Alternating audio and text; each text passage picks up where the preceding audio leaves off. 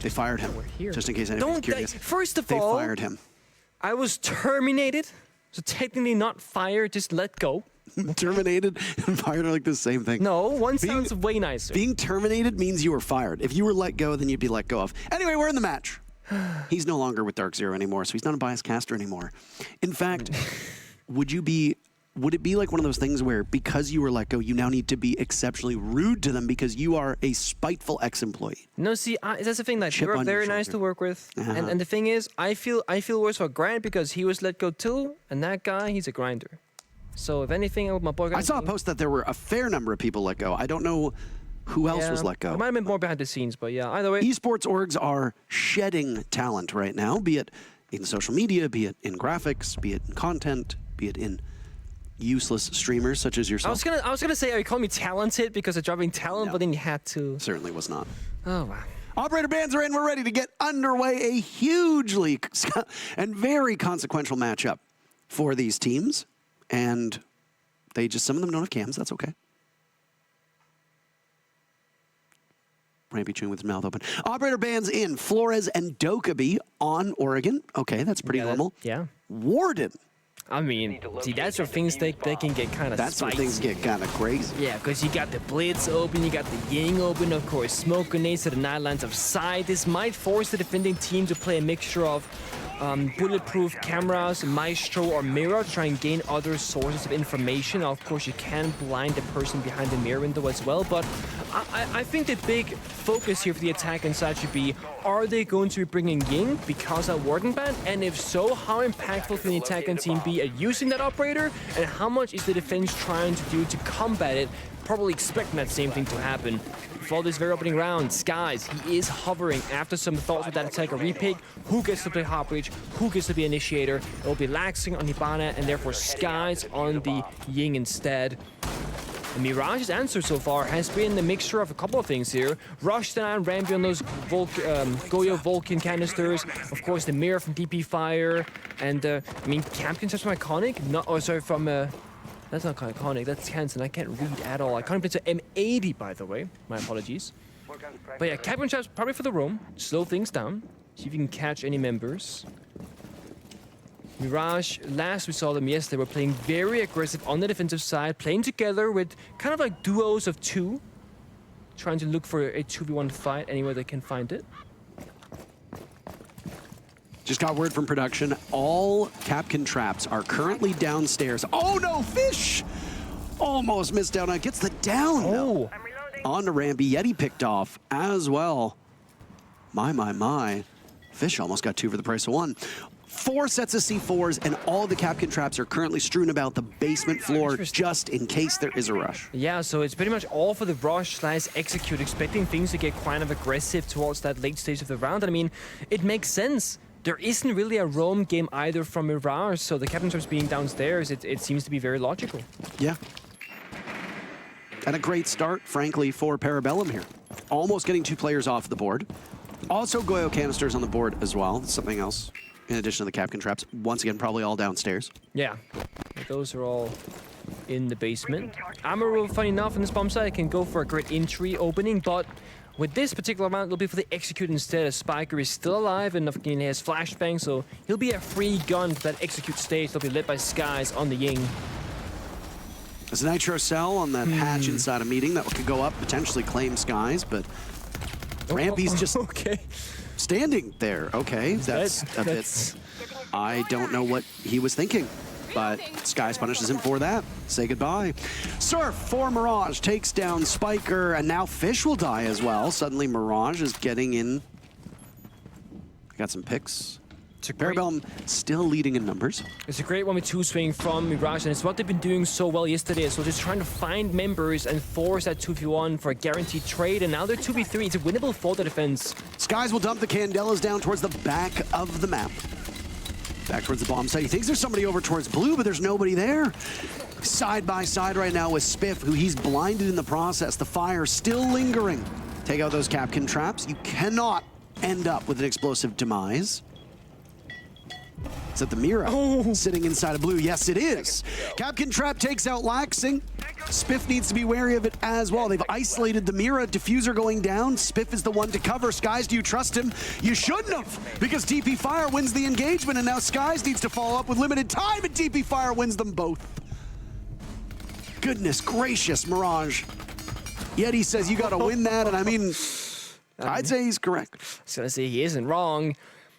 So when we saw Skies inside of Electric Box and shooting those double Capkin Traps off the door, I feel like what it should have happened is he goes, Capkin Traps, Capkin Traps, Capkin Traps, like speak it into existence, because surely in the chaos of that execute, someone is going to be sprinting through a doorway, and yes, that was Laxing. On the blue door leading to Pillar, he was taken down, and because of that, there was not enough cover for the plan to go down securely from Skies, and that leads to a situation where Mirage needs to win out. They win the gunfight. Skies has to get off the plant in the 1v2 with 4 seconds left. Not a winnable position. So Mirage, they can just sit back in their corners, let Skies come to him, or come to them rather. With an easy pre-fire, they get the final kill. It was a great start for Parabellum with the opening from Fish, but that was pretty much the only thing that went cleanly for them. I can't believe there was no call on the Capkin Traps. I cannot believe that. Laxing has been around so long. Like, you know there's a Capkin on the board. There's already been a call been made. Sky shot the EE1Ds. Yeah, he did. Or the EDDs. Sometimes, you know, it's in the Frost maps. Yep. They just get you.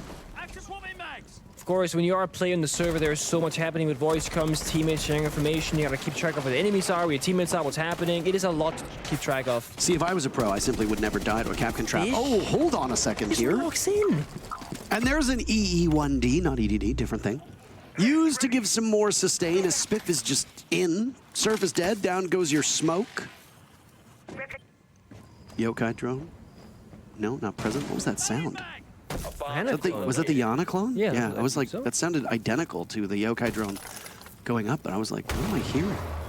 When your eyes deceive you. My eyes, well, my ears deceive me, rather. Did I say eyes? You said eyes. Your ears deceive you. Oh, no, Spiff! On ADSs as he's prone inside of the closet. That player from Mirage will live longer than they probably need to. Spiker goes down to DP Fire. Teams have traded back and forth after that triumphant entry from Parabellum costs Surf his life. Spiff can still hold this position inside a bathroom. Down goes DP Fire. Another from Parabellum. He's doing so well. First 2 rounds. He has been doing phenomenally on the opening kill entry so far throughout the entirety of the Nail Stage 1. That's messy, Rampy. That's not where you want to be. Rampy, unable to do anything. Fish just runs him over. Mirage were in a similar position before. This is the exact same numbers for players that they were in previous round. They still won it. There's Yeti to retake, losing out this nice angle to Spiff. Cans into clutch, playing behind the bomb chassis. Here's something. But he's got to work against the walls, and there's going to be somebody looking long range. Kansan looks up, it's down instead, missing out, and it's Laxing to seal the deal. Some issues in the server yet again, and it looks like we will get a game pause pending admin decision. It seems like from the text that Yeti crashed at the tail end of the round, after he died it looks like at least, but the pacing of these rounds is very uncommon. Usually Oregon rather is very much, you know, step 1, roam clear, step 2, set up, step 3 is the execute. But we're seeing like there's not really a step 1. I mean, Fish runs in the building, gets opening kill in both rounds, and then you're thinking, now they're gonna breach walls, drone it out, clear the shields. No, the deployable shields weren't killed. It's just Fish jumping in a window, getting a kill, Mirage coming back from the room, you know, trading back, a kill here and there. All of a sudden the plant is going down. Both teams kind of just working off each other as a unit, as 5 members, and having a light drone work. It's not really a super structured game of Oregon, but it doesn't have to be. Someone has to lead this kind of pace, and then the other team has to match it. And right now, I'd say that Parabellum doing a great job at kind of setting the pace and the tone, and Fish being the front runner for it. Just waiting on Yeti to get back into the lobby. Are those his shoes on a shoebox? Dog. Yeah, they are. Oh, they are. They are. Must be new shoes he got recently. He just got shoes chilling on a shoebox. Very nice. He's also keeping that NA stands for near airport meme alive because his luggage is behind him as well, in case you gotta go somewhere. With the luggage tag still on it, like the little the loop that they make you put on the airport that I rip off the moment that luggage comes off a luggage carousel. That thing's ripped right off. Still have that on all my luggage cases. I take it off in the airport going somewhere else. That's when I take it off. I'm one of those people, I guess, and so is DP Fire. Unbelievable. Tertiary bomb site showing up on Oregon. It's Meeting and Kitchen. Nick, would you like to talk about it? Oh boy. So Tertiary bomb site is pretty unusual to see unless, of course, you win the first two, that being the basement and upstairs of Kid Storms. But if Kid Storms doesn't work for you, it's not that bad of a, second option, if you will. Now, when it comes to the Tertiary bomb site, there's two options. There is the kitchen and dining bomb site, so on the left side of your screen, and there's the current one, this is kitchen and meeting one on the right hand side. Now, this is the more common one that we're seeing currently. Why? I honestly can't give you a straight answer. It's just easier to defend, I guess. There used to be a meta in which you go for the small tower one, but then the Hibana changed with the Hibana X Kairos. We can do 2, 4, and 6. Just made it so hard to play against because the walls would always get forced open with guarantee. Whereas with this one, it plays around the big tower, upstairs hold in particular. It's hard to rush directly inside because the hatch is on both bomb sides, so it kind of makes it hard for the attack, but they're in. Oh, and there's another Capkin trap. So they know about slowing down Parabellum. Mirage are prepared for that rush. They've already done some serious damage. Rampy will die now as well as Spiff follows up on that. Parabellum want to get in as quickly as they can, but Mirage are actually winning these engagements. It's left Parabellum just up with Spiff and Laxing. That's it. A very safe spot for Laxing to plant by the main entry point. Spiff hitting his shots. That's a second kill, but cannot outduel Yeti. Laxing doesn't think that it's a safe spot, so he gets off plant, takes matters in his own hands, and down goes Yeti. He and Surf now will be in a 1v1. Who wins this? Oh, not a whole lot of drones available here. Laxing plays smart. So if you got 2 minutes to work with, of course, Surf might have some Valkyrie cameras to see players from Mirage looking for them, so they have information across the map. He's got his back to where Laxing is. Laxing loves these lurk rolls, so he's very comfortable just sitting, just waiting. I bet you there's going to be a camera like inside of meeting or something, because with Surf being completely careless around what happens on that side of the map, just playing that mirror window and holding the hatch above, it kind of signifies that Info is on one part of the map, he holds the other. So Laxing has to make the first move in this case, and with the drone setup, he cannot make the decision comfortably with information. Oh, it's shut down. Back to that guessing game in the 1v1. He can pop up right now. Losing the Banshee. This Valk of Surf is relatively comfortable. Laxing will try to reposition during the flash, but so is Surf. This is a game of cat and mouse. It's being well played by both, but now the Banshee going off, they know Laxing's inside a kitchen. Surf will creep up, maybe a little bit more hastily, making a lot of noise. Laxing sticks it, Surf gets him the moment that he pops up off the diffuser. Mirage excited. They take the tertiary bomb site after that prolonged standoff between the two teams. Honestly, Laxing doing a good job there, recognizing that meeting was not a plannable position. He probably guessed there was a Valkyrie, maybe they were spotted early in the round, so he forces Surf away from the area that is without information for the defending team, where he gets the mirror window control. But the thing is, the post plant, not great. Surf gets close enough so that when Laxing gets the diffuser down comfortably, he has nowhere to go. Either he stays by the diffuser case, and he is completely known as to where he's going to be standing for a pre-fire, or he runs away like he tried to, but if you're sprinting, you can't shoot back, so you can't really win the gunfight. Mirage, they win the round, and then they take a timeout? Is that correct? That's Mirage's timeout?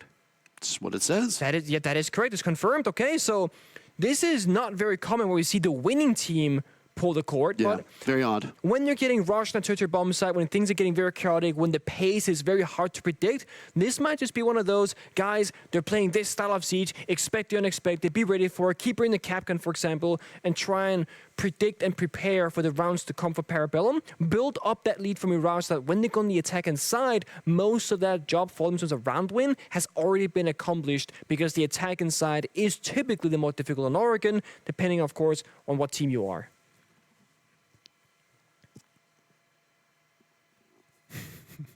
I think all of the Mirage timeouts that at least you and I have casted have come very early in the game. I have to go back and look at every single one of the team's info, but... No, I mean, yesterday was after round number 2. Today was after round number 3. And I can very quickly, hopefully, find the other one. But no, yeah, so far stats support that statement, Parker, that they do call early timeouts, whether they're losing or winning, essentially. And of course, every coach has a different style, every team is gonna want different things, but I do personally like the concept of find the problem early, fix the problem early, and then that's that. And then if another issue arises later, there's a chance the enemy takes a timeout as well because they're not the ones winning, etc. Then you get a second chance with your coach to kind of refocus again on what the changes might be needed are. It's very curious to see. Now, of course, some timeouts they do too. This is something else. This is right a here. rat angle and a half. This is something else. Oh, it was actually decently close to getting a shot. The question is whether or not the van blocked it. It looked like it might have. Yeah. Yeah. Remember going up the van to the master bedroom balcony. Parabellum bringing in the Valkyrie now, maybe to find the Capcan traps ahead of time. Where's the Valkyrie camera? They found some so far. Yeah. The bad news is that they probably will still find some, Nick. It's just they're not going to find them the way that they want. Yeah, that's the thing. Again, Spiff and Fish, the injured players for Parabellum, doing a really good job of getting in the building, you know, staying alive, not running into traps, and also just either finding kills or taking map control quick. That's exactly what you want from your injured players, but the injured player is only as good as the supportive work of the team from the back end, because the drone work has to be supreme for you to comfortably run around the map, unless you're just taking absurd risks constantly, which of course is not ideal. Meeting in Kitchen, by the way, is one of the most defender-sided maps, or defender-sided bomb sites on these maps right now. Another surprise. Yes, very surprising. Again, sitting at 9 of 11 rounds won by the defense. That is really, really good. Oh, does he drone out the black box area? I don't think he did.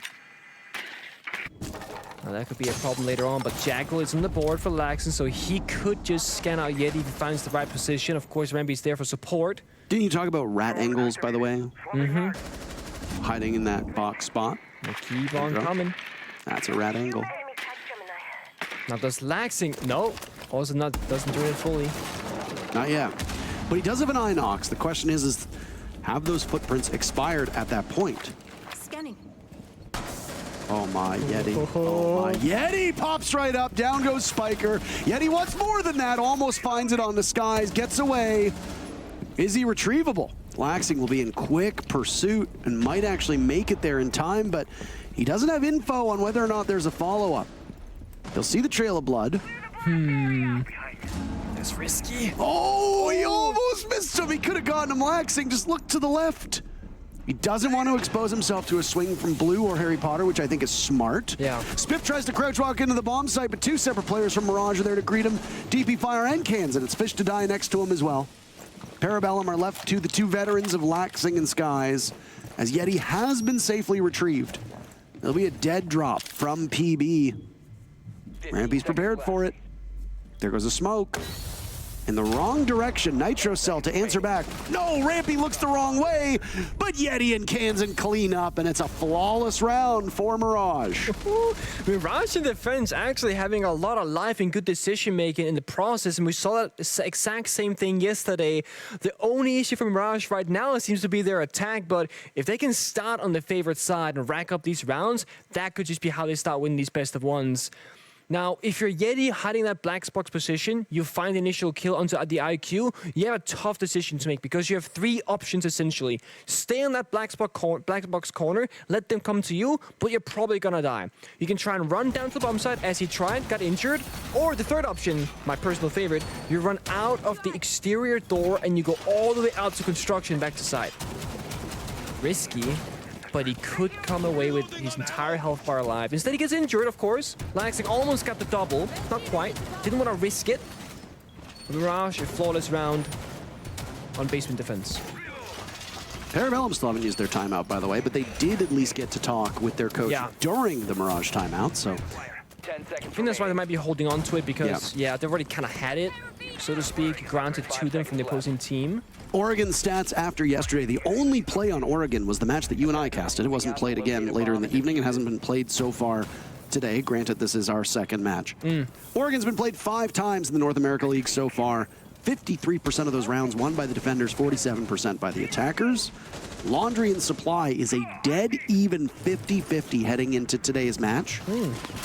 Now, mind you, Laundry has been won both times at this point by Mirage. So the defenders do have an advantage. Of the 30 times it's been played, it'll have been won 17 times, or rather, 17 times by the defense. Dorms and Kids upstairs is an attacker-favored bomb site at the moment, but not by much, especially with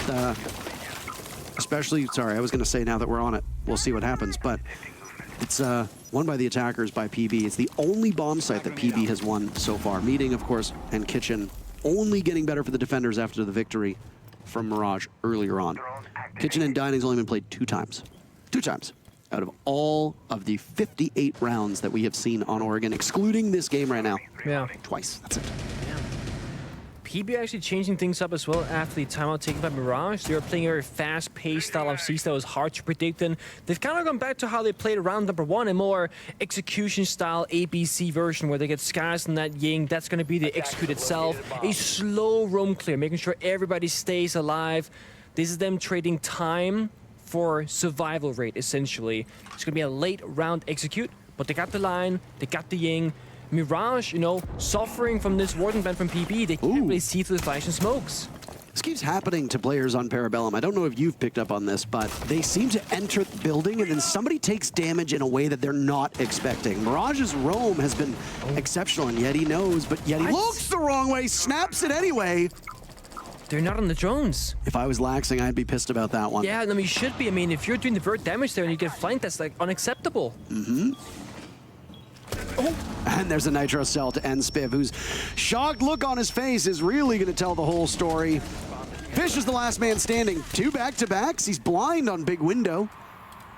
Is there a sacrificial lamb for Mirage, or can they hold this one together? This is almost a flawless round. Look at Yeti's HP. Oh my god. There's been almost no damage done to Mirage so far. Yeti's taken what? That's probably 3 damage? At most, 2 damage? Also good discipline in this 1v5. They're not giving them anything, just waiting for the jump in. Fish holds on to that diffuser, but I mean, it's a lost cause at this point. 15 seconds to find 5 kills. It's just not going to happen. There was an opportunity to take down Surf, but Surf's feeling particularly brazen. He's got the Magnum out, and yep, another flawless round. Yeti does it from Little Tower. Oh my, that is, I mean, if you're PB now, things are... they're just difficult. They're bad. They're very bad. They're bad. You're just getting swung outright, losing every gunfight. But again, how Laxing dies downstairs. I mean, think about it. You're attacking Kid Storms from a big window, wide stairs, and of course, vertical standpoint. Laxing's entire job on block below the bomb site is to eliminate any possible threats inside of that area so that his teammates can jump in big window to secure a plan to get that bomb site presence. He should have all the resources. He give the guy 4 flying drones, everybody covering him because he needs to get that step 1 done before anyone else can do their job. But that's not really being done by Parabellum. They had 2 flying drones, neither being watched, no one with a gun active holding in for him instead, nobody on the window, nobody big tower. It's a completely free flank for Yeti. And Yeti didn't even really seem to think that there's a risk in this push. He just went through, didn't even check the dining hall doorway for a cover at all. He just thought, no, there's a gap here, I'll exploit it, I'll get the kill, and then all of a sudden, that forces PB into an early push, but Mirage inside of Kid Storms because Puck got killed, and therefore they got shut down the moment they jumped in the window. Well, Parabellum right now seemingly in free fall through the first half of this map. Mirage taking this team. People were a bit surprised, actually, was it by Mirage taking Parabellum to this map? Seems to have been a pretty good idea. Nothing really extraordinary popping out for PB at the moment. Spiker going 0-5 is not ideal on that flex roll. Not exactly what you want to see. Fish has had some real standout moments. This is a meeting defense down on the first floor, but as we always tend to see with this bomb site, you want to take kids, you want to take dorms upstairs. Yeah, that upstairs extension with the mirror window is particularly hard to deal with, honestly. I would like to clarify that you do not actually want to take children anywhere. They are not present on this map. Please don't. Please rename the bomb site. I beg you. I've been asking for this for 2 years. Just please, like, just name it anything else. 2 years? 2 years? It's been longer than 2 years. It's been longer than... Oh, I mean, I've been begging for it on broadcast for over 2 years. Oh, okay. But... Oh, wait, did... Oh, Spiff did see him. Okay, good. I was going to say, it looked like for a second there Spiff didn't see player right now inside of security. Did he get access to one of those Banshees on the split doorway? That was a Banshee earlier that had proven to be a bit of a headache for Parabellum. Yeah, that initial bomb site push gonna be stopped no more. Yeti inside of the big tower is gonna get drone out by Spiker, so Fish is there to catch perhaps.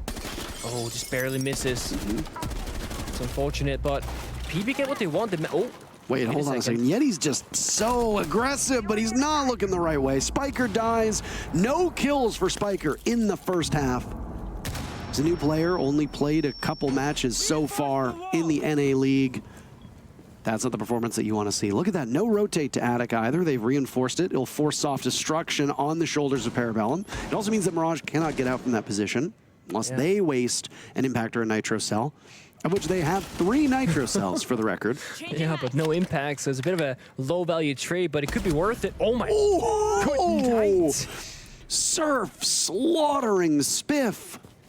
My lord, what a shot that was. Yeah, it's a big loss because that's lobby control. That's half the map now being an open rotation for the defending team of Mirage, and PP, they're scrambling this together, but they're not finding any opponents.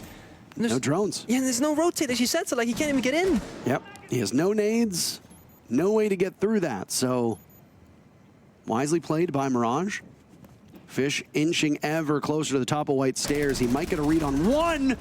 And the good news is that Kansan can stop Rampy from being taken down. Now Sky's there to recover. He'll secure, will go for the drop. Sky's both kills so far, but he's the only one still standing, and he's in the bomb site.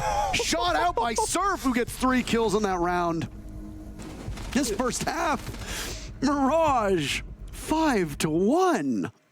I remember when we had that segment in NEL where Jacob said, you know, X person running into bullets, into like super bullets or whatever in small tower. But like that round is like literally that, but like in complete reality. Surf is just shooting a wall and 2 separate members, they're sprinting into the pre-fire. Like Surf isn't even looking for these kills. He's just wall banging for the sake of it. It's paying off. All right, well, first half in the books. Mirage dominating in pretty much every single category. Dominating in first bloods, dominating in kills, dominating obviously in rounds. 2 flawless rounds, in fact. The balls of somebody to call a timeout and then just keep winning when you're already winning is humongous. Yeah. Parabellum still have their timeout in back pocket. They saved it for the second half. Which is kind of surprising, right? Now you're in defense, you're down 1-5, and ideally you would have liked to go, you know, in a 4-2 split at worst, a 3-3 at best, perhaps. Yeah. And instead, it is this 1-5 situation. But I think if you're Parabellum, you're also kind of gambling on the fact that Mirage are known to be a weaker attacking team than defending team. And I don't just mean like a little bit weaker. They are significantly weaker on attack. But this is also Oregon. It's a relatively linear one at that. And PB, they played Oregon 3 times already, so Mirage, they can have studied that down to a T and really figure out their counter strats for these attacking rounds.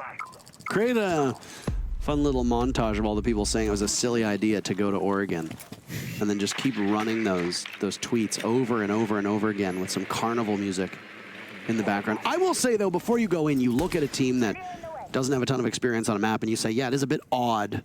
Yeah. You know, like look at Border, for example. OXG's played Border 4 times already this season. Just an outrageous amount. I think it's pretty reasonable for people to look at any team going to Border against OXG and say, well, this is a little silly. Why are you doing this? I guess the same can be said here for Oregon, but... Anywho. Just a slow round so far. Fish, of course, aggressive on the attack, aggressive on the defense, but he might be cut off from the bomb site here. No, he gets back. That softball to meeting, you know, can be wall banged to open up by a sledgehammer block, and all of a sudden, if you're roaming big tower, you have no safe way back to the bomb site, but it was not opened up in time. Mirage going through the simple steps of roam clearing, opening up all the hatches, applying pressure. PB's mirror windows are going to be covering one part of the map and the guns the other. So these mirrors on the front side, they can cover laundry and freezer. And then 3 or 4 members can just focus on that backside take instead of big tower and blue. There really hasn't been much of a focus from blue at all from Mirage. Blue is just there, just chilling. Doors closed, yeah. Yeah. That makes things a little bit easier for Parabellum. They know that they don't need to focus on that part of the map with a minute to go. But here's the thing, with a minute to go, yeah, you have time to reposition, and that's exactly what Mirage is going to do. DP Fire and cans and heading towards blue. First kill is Parabellum. They get on the board in this second half, and that is huge for them. Time for the smokes to go out in blue as well. There's no execution operator besides the Lion, so no Ying to force your way in, no shields, etc. It's going to be all down to guns blazing, and then losing that opening member of Yeti is going to be a problem for the attack inside because they need all members alive.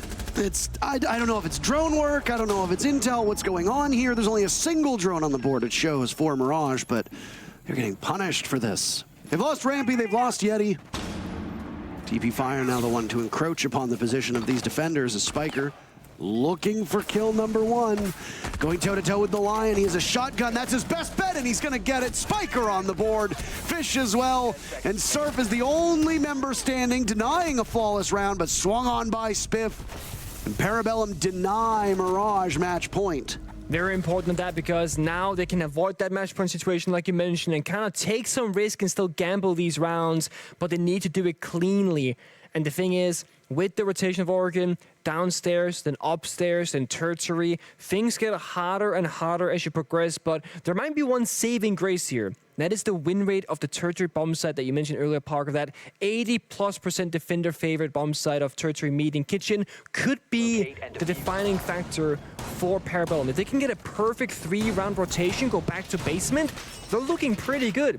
Winning this brings them to a 3-5, winning the following brings them to a 4-5, then back down to basement. It's 5-5. Then the real game begins. It's anyone's game still. PB still has their tactical timeout to figure things out as well. It's all up to Mirage, really, to get them to that match point. And if not this one, then certainly the next one. But they need to avoid that perfect bomb set rotation. Yep. Even a single victory here for Mirage sends the entire rest of this matchup for Parabellum into a really, really bad spot. I'd like to remind you that PB still have their timeout, though, so if they lose this round or the next, that they will very likely end up calling that timeout.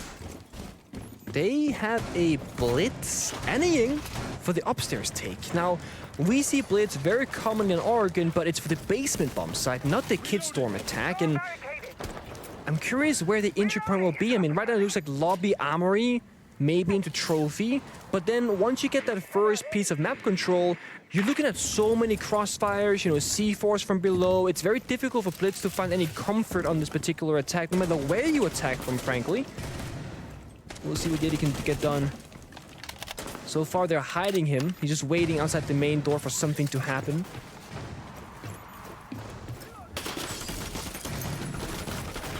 Yeah, where are they going to pull off this execute from, and how quickly is the Blitz going to get into the bomb site? That's the real question here. Vanas is phantom pressure, open every window and door, keep them guessing where the attack is going to be coming from, and then throw in a Candela somewhere and keep them guessing. I assume that this is, yeah, they're just hiding Yeti in the Blitz. They don't want to show it early. But there's mirror windows. There's a runic gates. Like, there are so many ways that Parabellum can slow down, if not outright stop Mirage's attack. Worth noting that this Flores ban has completely helped the defenders in so many ways and really slowed down the attackers. But, oh, it seems like they're going to be quick to this one. Sky's finding the first pick on the DP Fire, but Kansan then gets on the board. Yeti rushed up main stairs. He was looking for a little bit more, but can't quite find it just yet. Does he have somebody isolated in the attic? No, he does not. They vacated that position. They might go for a retake. Yeti wasting a smoke. He's being watched by a bulletproof cam. Down goes Rampy to Fish. That was Fish roaming in the back tower. Now goes towards main lobby. Broken double digits. He's got Laxing with him as well, and there's a Nitro cell to go off, but it misses. Surf is on the other side of the wall. Still got Diffuser in hand. There's only one player from Parabellum on site now. As Spiker falls, Spiff finds yet another. Whoa. Yeti contesting, looking a little bit too far away. The retake from the stairs, too strong. Serve with pistol out. He's reduced the numbers to a 1v1. He's gonna pause for a second. Look at Spiff's life. Spiff right now only on a single point of HP. And there goes the plant. Spiff's information, trying to bait it out. Mirage go to match point if they're successful here. Ooh. Keep in mind, if Mirage lose in overtime, they are not locked out of the playoffs. So overtime is a huge victory for them. Surf will attempt to plant in the middle of the doorway. He's got information, and there it is, the shot. Match point for Mirage. What a round.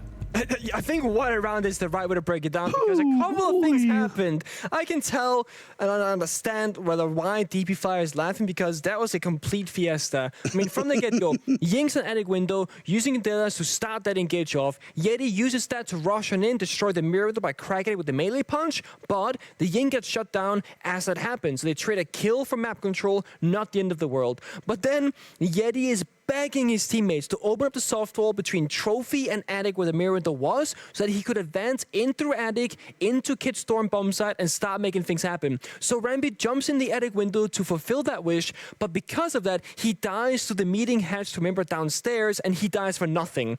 Then Yeti has his own problem solved. He throws out a smoke grenade, and the sledge behind him can open up the wall safely behind, and that activates everything. But it gets even crazier, because then Yeti is literally melee swinging the air while being shot at by two different opponents. He dies for nothing. And it comes down to what was essentially a clutch between Surf and Kansen in a 2v3 or a 2v4. And their guns, they hit their marks. It got Surf into a 2v1. He got the pistol wall bang. And then the last member had just 1 HP. That was Spiff. And that was a very winnable position by Surf. And he got it 12-2, by the way. It says that top left, Sonics are locked in the top 6 if Mirage win 8-7 or if Parabellum win by any other score than 7-0. There you go. Yeah. Stats don't lie. Numbers don't lie.